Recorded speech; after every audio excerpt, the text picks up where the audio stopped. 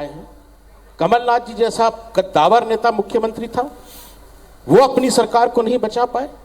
अभी हाल फिलहाल हमने देखा पवार साहब, मुझे लगता है कि अडवाणी जी के बाद अगर देश में सबसे कोई वरिष्ठ नेता है तो शरद पवार जी हैं, वो अपनी पार्टी को नहीं बचा पाए। तो मेरी क्या औकात? हमारी जब पार्टी बनी, ऐसी लगातार हमारे ऊपर ऑपरेशन पंजाब भी चला, हमारे ऊपर ऑपरेशन लोटस भी चला, लेकिन आज मुझे संतुष्टि है। अगर एक साल पहले हम लोग कुछ कठोर कदम नहीं लेते तो आज हमारी पार्टी रहती नहीं, वो तो खत्म हो गई थी। आज हम लोग अपने चुनाव चिन्ह पर 90 विधानसभा क्षेत्रों में जनता के बीच जाने की स्थिति में है। जो लोग हमें कम आंक रहे थे, सोच रहे थे कि जोगी जी के जाने के बाद पार्टी खत्म हो चुकी है, अनाथ हो चुकी है, उनको मैं आपके इस चैनल के माध्यम से बताना चाहता हूं कि मेरे पिताजी हमेशा मुझको बोलते थे कि बेटा, जिसके सिर के ऊपर 3.25 करोड़ छत्तीसगढ़ के गरीब लोगों का, किसान लोगों का, माताओं बहनों का हाथ है, छत्तीसगढ़ महतारी का हाथ है, वो कभी अनाथ नहीं हो सकता।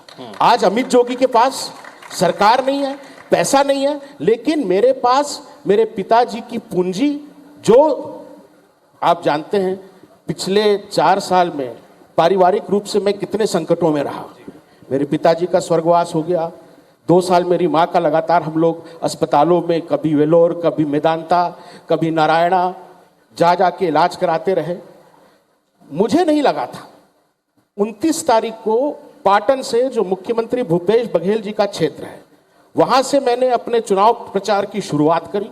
जिस प्रकार से मेरे पिताजी ने ठाटापुर, जो रमन सिंह जी का क्षेत्र था, वहां जाकर पार्टी का गठन किया और रमन मुक्त छत्तीसगढ़ की बात कही। तो इस बार आप अकेले ही, आपने कहा कि 90 सीटों पर आप प्रत्याशी उतारने जा रहे हैं, तो अकेले लड़ रहे हैं या पिछली बार की तरह किसी गठबंधन की तैयारी? 90 विधानसभाओं में है। जो लोग हमें कम आंक रहे थे, लगातार आप देख लीजिए 29 अगस्त से लेकर अभी तक 1 महीना होने जा रहा है, लगभग 35 विधानसभाओं में मैं जाके कार्यकर्ता सम्मेलन कर चुका हूं। हर जगह जिस प्रकार से लोग मेरे पिताजी को देखने आते थे, सुनने आते थे, उनको अपना प्यार देते थे, वही प्यार, वही आशीर्वाद वो उनके बेटे को भी दे रहे हैं। बाकी लोग जो हैं वो छत्तीसगढ़ के लिए नेता हो सकते हैं, लेकिन अमित जोगी छत्तीसगढ़ का नेता नहीं, छत्तीसगढ़ का बेटा है। और बेटे के रूप में आगे भी मुझे कई सारे सवाल आपसे करने हैं, चूंकि इंदु बंजारे जी भी हैं।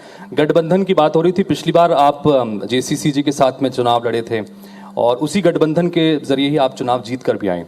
इस बार गठबंधन है नहीं और बहुजन समाज पार्टी ने भी अपने प्रत्याशियों का ऐलान करना शुरू कर दिया है। इस बार किस तरह की संभावना देख रहे हैं आप लोग इसमें, क्योंकि हम लोग किंग मेकर की भूमिका में इस बार एक किसी थर्ड फ्रंट की किसी पार्टी को देख रहे हैं, तो आप किस तरह से देखती हैं?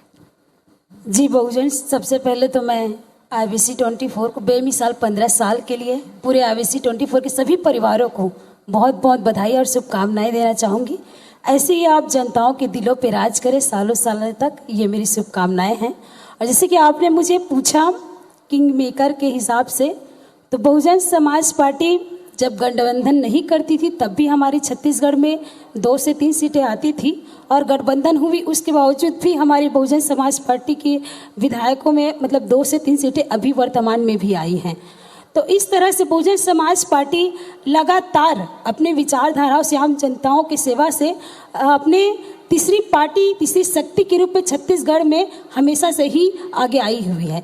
और इस बार भी बहुजन समाज पार्टी के बगैर किसी की सरकार नहीं बनेगी, ये हमारी तैयारी है। और बहुजन समाज पार्टी के साथ पूरे जनता लोग बैठे हुए हैं, उनके साथ। बहुजन समाज पार्टी के बगैर सरकार किसी की नहीं बनने वाली, किसी की नहीं बनने वाली है ये बहुजन, क्योंकि अभी आप लोग देख रहे हैं कि जिस तरह से कांग्रेस की सरकार काम कर रही है, जिस तरह से वो लोगों को ठगने के लिए, लोगों को उनका मतलब विश्वास को लेकर सत्ता में आए, लेकिन सत्ता में आने के बाद उन्होंने उनके विश्वास को ठोकर मार दिया।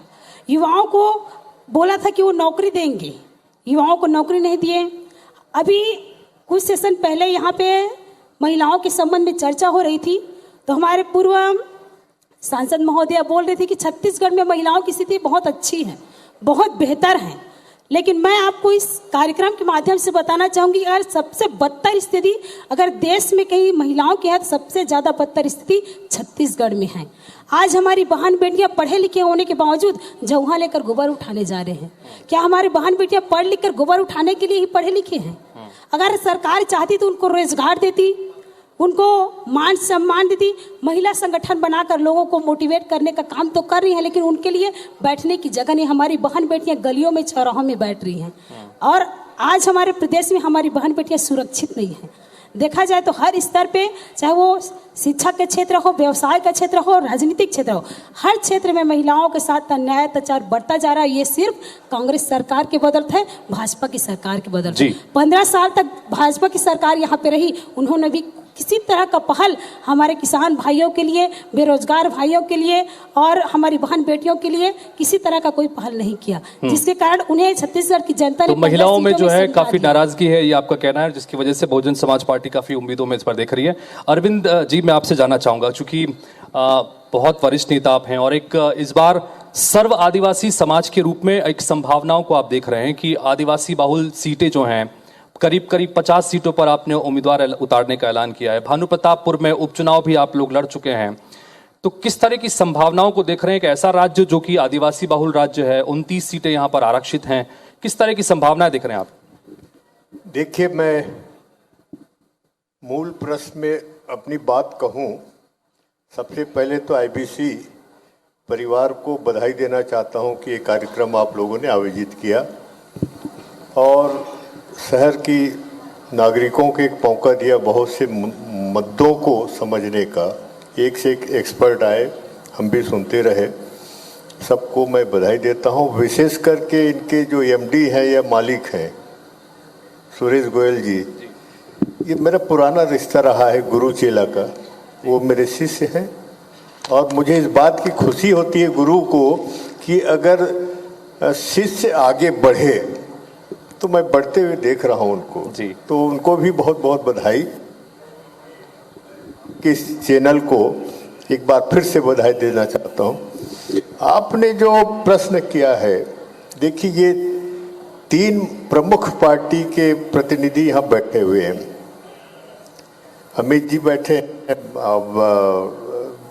बंजारे क्या इंदु बंजारे जी, इंदु बंजारे जी बैठे हैं, उपेंद्र जी बैठे हैं। ये तीनों स्टेब्लिश पार्टी के नेता हैं। मैं कोई स्टेब्लिश पार्टी के नेता नहीं हूं, ये बात साफ कर दूं, और इस मामले में सबसे जूनियर हूं मैं। अभी तो हमने अपनी इनिंग्स खेलना शुरू नहीं किया है, ये सब खेल चुके हैं। हाँ। तो ये जो प्रश्न आपने किया, ये मेरे लिए बहुत मुश्किल जरूर है ये कहना, पर एक बात ऑडियंस जो बैठे हैं उनको बताना चाहता हूँ। आखिर सर्व आदिवासी समाज, आदिवासी समाज को चुनावी राजनीति में क्यों उतारना पड़ा, इस प्रदेश के मतदाताओं को या लोगों को जानना चाहिए। हमारा बहुत खराब अनुभव 2 सरकारों से रही है पिछली समाज को, चाहे पिछली बीजेपी के सरकार हो या कांग्रेस की ये सरकार हो। मेरा अपना अनुभव है कि 20 साल में समाज की तरफ से इतने प्रतिवेदन जो अपनी समस्या को रखे, पर आपको आश्चर्य होगा किसी एक मुद्दे पे किसी सरकार ने नहीं कहा कि भाई हम इसकी रास्ता निकालेंगे, इसका फैसला करेंगे, कोई कुछ मदद करेंगे।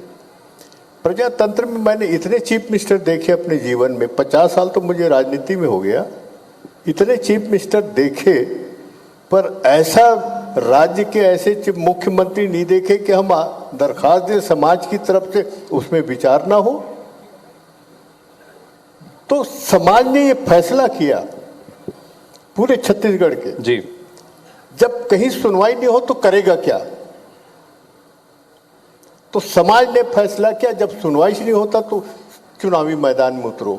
ये समाज का काम नहीं है, और मैं कहता भी रहा हूं प्रेस में, समाज का काम नहीं है कि चुनावी मैदान में उतरा जाए, पर सरकार में बैठे लोग अगर मजबूर कर दे तो क्या करेगा मतदाता। तो अभी आपने जैसा कहा कि आप एक नई इनिंग खेल रहे हैं, हालांकि बहुत लंबा अनुभव राजनीति में आपको है, तो ये नई इनिंग में आपका मुकाबला कांग्रेस पार्टी से है कि भारतीय जनता पार्टी से है? देखिए, मैं एक बात साफ कर देना चाहता हूँ। अक्सर प्रेस के लोग इस बात को पूछते हैं, मैं यहाँ भी स्पष्ट करना चाहता हूँ, हमारी कोई राजनीतिक एजेंडा नहीं है। हम सामाजिक आंदोलन को बेस मान करके हम चुनाव में उतर रहे हैं। ये क्लियर स्पष्ट कर देता हूँ कि बाकी राजनीतिक पार्टी के अपने एजेंडा होते हैं, उसमें राजनीतिक एजेंडा ज़्यादा होते हैं और बाकी एजेंडा कम होते हैं। हमारे में विशुद्ध रूप से राजनीतिक आंदोलन को बेस बना के चुनाव में उतर रहे हैं, ये फर्क है। और हम किसी से गठबंधन नहीं कर रहे हैं और जानबूझ के नहीं कर रहे हैं। अगर हम गठबंधन करेंगे तो हमारा सामाजिक आंदोलन का जो टारगेट है या फीलिंग है समाज में, वो गड़बड़ हो जाएगा।